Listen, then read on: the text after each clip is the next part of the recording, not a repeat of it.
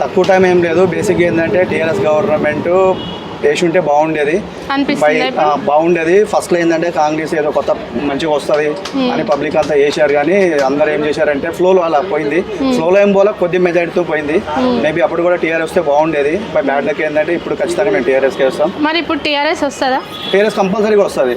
BJP అని కూడా బీజేపీకి ఏమన్నా మేడం, వాడు ఎవడేడు.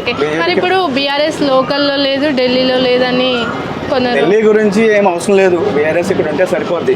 ఇప్పుడు ఢిల్లీ పార్టీ, ఇక్కడ పార్టీ. ఎన్ని సీట్స్ వస్తాయి అనుకుంటారు? 8 సీట్లు వస్తాయి అనుకుంటున్నాను. 8 అయితే పక్కా వస్తాయి అనుకుంటున్నాను. మరి మల్కాజ్గిరి రాగిడి లక్ష్మారెడ్డి పరిస్థితి ఏంది?